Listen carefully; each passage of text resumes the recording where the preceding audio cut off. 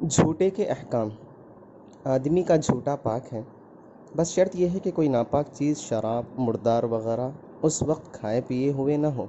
اسی طرح گھوڑے اور حلال جانور، مثال کے طور پر گائے، بھینس، بکری، مرغی وغیرہ کا جھوٹا بھی پاک ہے، بس اس میں بھی شرط یہ ہے کہ ان کے منہ اس وقت نجاست آلود نہ ہو، یعنی ان کے منہ میں گندگی نہ ہو۔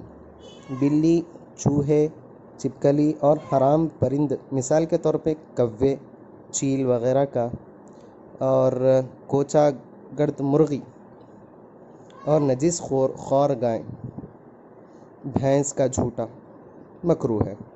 شرط یہ ہے کہ ان کے منہ اس وقت نجاست آلود نہ ہو۔ خچر، جس کی پیدائش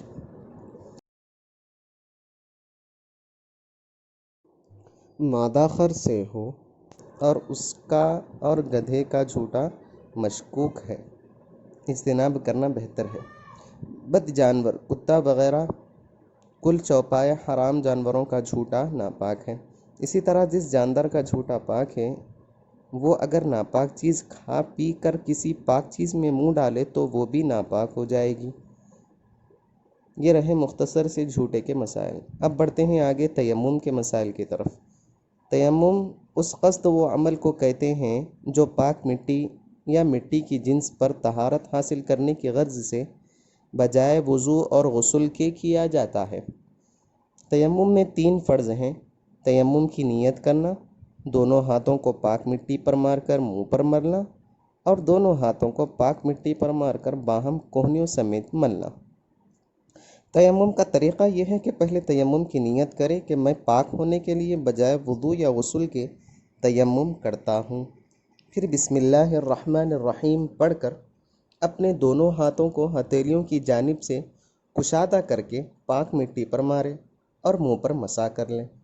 اسی طرح کہ پہلے ہاتھوں سے زائد مٹی جھاڑ دیں، پھر دونوں ہاتھ پورے منہ پر ایسا ملیں کہ کوئی جگہ ہاتھ پہنچنے سے نہ رہ جائے، پھر اسی طرح دونوں ہاتھوں کو پاک مٹی پر مار کر باہم دونوں ہاتھ کونیوں سمیت ایسا مل لے کہ کوئی جگہ باقی نہ رہے، بس آپ کا تیمم ہو گیا۔ مسح کم سے کم 3 یا زیادہ انگلیوں سے کرنا چاہیے۔ اگر تنگ انگوٹھی پہنی ہو یا ہاتھ منہ پر چربی وغیرہ ہو تو پہلے اس کو دور کرنا ضروری ہے۔ ایک ہی تیمم وضو اور غسل دونوں کے لیے، اگر دونوں کی نیت کی جائے، کافی ہے۔ پاک مٹی یا مٹی کی جنس کی چیزوں، مثلاً پتھر، کنکر، ریت، چونا وغیرہ، ان سب پر تیمم کرنا درست ہے، لیکن جو چیزیں مٹی کی نہ ہوں، مثلاً سونا، چاندی، لوہا، لکڑی، کپڑا وغیرہ، ان پر تیمم درست نہیں۔ ہاں، اگر ان پر غبار جم جائے تو پھر درست ہے۔ ان صورتوں میں تیمم کرنا درست ہے اگر سفر میں یا گاؤں سے باہر 1 میل تک پانی نہ ملے، بیماری کے پیدا یا زیادہ ہونے کے خوف سے پانی کا استعمال نہ ہو سکے، پانی تک جانے میں کوئی ضرر یا دشمن و درند کا خوف ہو، ڈول رسی موجود نہ ہو، پانی صرف پینے کے لیے ہو، عیدین یا جنازے کی نماز کے فوت ہونے کا اندیشہ ہو، جن چیزوں سے وضو ٹوٹتا ہے ان سے وضو کا تیمم، اور جن چیزوں سے غسل واجب ہوتا ہے ان سے غسل کا تیمم ٹوٹ جاتا ہے۔ ان کے علاوہ کافی پانی کا ملنا یا عذرات کا اٹھ جانا بھی تیمم کو توڑ دیتا ہے۔ اب آگے نجاست کے مسائل کا بیان آ رہا ہے۔ نجاست 2 طرح پر ہے: نجاست غلیظہ اور ایک نجاست خفیفہ۔ پاخانہ، پیشاب، منی، لید، گوبر، مینگنیاں اور مرغی کا گو، بہتا خون، بہتا پیپ، منہ بھر قے، شراب، سیندھی، تاڑی، مردار چربی وغیرہ چیزیں نجاست غلیظہ ہیں۔ گھوڑے اور حلال چوپایوں کا پیشاب اور حرام پرندوں کی بیٹ نجاست خفیفہ ہے۔ نجاست غلیظہ اگر پتلی ہو تو ہتھیلی کے گڑے برابر، اور گاڑی اور بستہ ہو تو 4.5 ماشا وزن تک معاف ہے، اس سے زیادہ ہو تو دور کرنا فرض ہے۔ نجاست خفیفہ جسم یا کپڑوں کے کسی حصے مثلاً ہاتھ پاؤں یا آستین کلی وغیرہ پر لگ جائے تو اس کی چوتھائی تک معاف ہے، اس سے زیادہ ہو تو دور کرنا فرض ہے۔ یہ احکام صرف کپڑے یا جسم سے خاص نہیں ہیں۔ اگر تھوڑے پانی یا کنویں میں ایک قطرہ یا ذرہ برابر بھی نجاست گر جائے تو سارا پانی ناپاک ہو جائے گا۔ اگر کسی کپڑے پر نظر نہ آنے والی نجاست لگ جائے تو 3 مرتبہ دھونے اور ہر مرتبہ پوری قوت کے ساتھ نچوڑنے پر کپڑا پاک ہو جائے گا۔ اور اگر نظر آنے والی نجاست لگے تو صرف نجاست دور ہونے تک دھونا لازم ہے، اگرچہ دھبا یا بو باقی رہ جائے، یعنی عین نجاست اور اس کا قابل زوال اثر دور ہونا کافی ہے۔ اگر کسی برتن میں کتا منہ ڈالے یا چاٹ لے تو اس کو 3 دفعہ دھونے اور ہر دفعہ خشک کرنے سے پاک ہو جائے گا، یعنی سوکھا کرنے سے پاک ہو جائے گا، لیکن 7 بار دھونا بہتر ہے اور ایک بار اسی 7 بار میں مٹی سے دھونا چاہیے۔ اب آگے بڑھتے ہیں جنازے کے مسائل کی طرف۔ قریب الموت کے احکام۔ جب کوئی مسلمان آدمی مرنے لگے تو مسنون ہے کہ اس کو چت لٹا کے اس کا منہ قبلے کی طرف کیا جائے۔ اگر قبلہ رخ کرنے میں تکلیف ہو تو جس حالت میں ہو اسی حالت میں چھوڑ دیں۔ غراٹہ شروع ہونے سے قبل مستحب ہے کہ عزیزوں دوستوں سے کوئی شخص پاس بیٹھ کر اس کو تلقین کرے، یعنی اس کے سامنے بلند آواز سے کلمہ پڑھے تاکہ اس کی زبان سے بھی کلمہ نکلے، اور اگر زبان سے نہ نکلے تو دل میں ضرور اثر ہوگا، مگر اس سے پکار کر یوں نہ کہیں کہ کلمہ پڑھ، شاید معلوم نہیں کہ نزا کی سختی میں وہ کیا کہہ دے۔ اس مسئلے کو خوب یاد رکھنا اور عورتوں کو بھی سنا دینا چاہیے۔ جب ایک مرتبہ اس نے کلمہ پڑھ لیا تو اب خاموش ہو رہیں کہ کلمے پر خاتمہ ہونے کے لیے یہی کافی ہے۔ البتہ پڑھنے کے بعد کچھ دنیا کی بات کی ہے تو پھر اس کو سنا کر کلمہ پڑھیں۔ جب وہ پڑھ لے خاموش ہو جائیں۔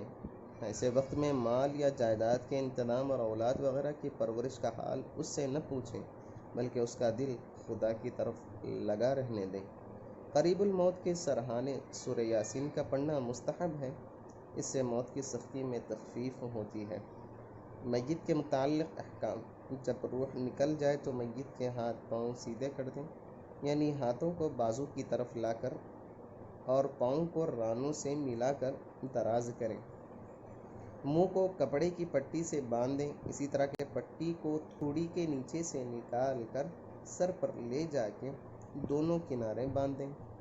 آنکھوں پر ہاتھ رکھ کر بسم اللہ وعلی ملت رسول اللہ کہہ کے نہایت آہستگی سے بند کر دیں۔ پاؤں کے انگوٹھے ملا کر باندھ دیں۔ ایک پاک چادر اڑا دیں۔ اگر پیٹ پھولنے کا اندیشہ ہو تو اس پر تلوار یا لوہا رکھ دیں۔ اگر میسر ہو تو میت کے نزدیک خوشبوئی جلائیں۔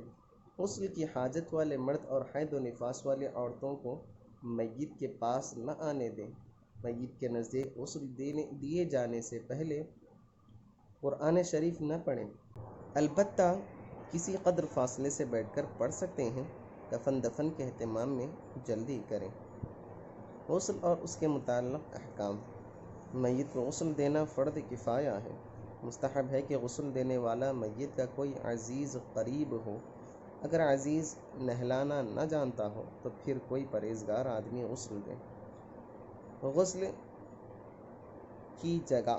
غسل دینے والے اور اس کے شریک حال شخص کے سوا کوئی نہ رہے۔ غسل کے لیے پانی گرم کر لیں اور اس میں بیری کے پتے یا ختمی گل خیر ڈال کر جوش دے لیں۔ جس تختے پر غسل دینا ہو اس کو پہلے دھو کر کسی خوشبودار چیز عود لوبان وغیرہ کی دھونی دیں۔ اس طرح کے عود دان لے کر تختے کے گرد 3 یا 5 یا 7 مرتبہ پھیریں۔ غسل دینے تک میت کے قریب خوشبوئی جلاتے رہیں۔ غسل دینے کا طریقہ یہ ہے کہ پہلے میت کو تختے پر لٹا دیں، اس طرح کے پاؤں جنوب یا قبلے کی طرف ہوں یا سہولت و موقع کے لحاظ سے جس طرف ممکن ہو، پھر اس کے جسم سے تمام کپڑے اتار لیں، لیکن ناف سے گھٹنوں تک ایک کپڑا ڈال دیں۔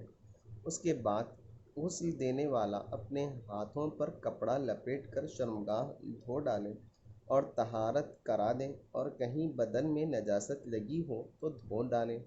اس کے بعد وضو کرائیں، لیکن وضو میں کلی کرانے اور ناک میں پانی ڈالنے کی ضرورت نہیں۔ البتہ کپڑا یا روئی تر کر کے یعنی کچا کر کے دانت اور منہ اور ناک کو صاف کر دیں۔ جب وضو ہو جائے تو میت کے منہ اور ناک اور کان میں روئی لگا دیں تاکہ غسل کا پانی نہ بھر جائے۔ پھر اگر سر کے بال اور داڑھی ہو تو ختمی گل خیرو یا صابن وغیرہ سے اس طرح مل کر دھو ڈالیں کہ بال صاف ہو جائیں۔ اگر بال نہ ہو تو پھر اس کی ضرورت نہیں۔ پھر میت کو بائیں کروٹ لٹا کر بیری کا پتا ملا ہوا نیم گرم پانی ڈالنا شروع کریں اور سر سے پاؤں تک 3 مرتبہ اتنا پانی ڈالیں کہ تخت کے نیچے تک پانی پہنچ جائے۔ یہ ایک مرتبہ غسل ہوا۔ پھر دوسری مرتبہ اس کو دائیں کروٹ لٹا کر سر سے پیر تک 3 دفعہ وہی پانی اس طرح ڈالیں کہ نیچے تک پہنچ جائے۔ پھر غسل دینے والا میت کی کمر کی طرف اس کو سہارا دے کر کسی قدر بٹھانے کے قریب کر دیں اور آہستہ اس کا پیٹ اوپر سے نیچے کی طرف ملے۔ اگر کچھ رطوبت و نجاست نکلے تو صرف اسی کو صاف کر کے دھو ڈالیں، اس سے وضو و غسل میں کچھ خلل نہیں آتا۔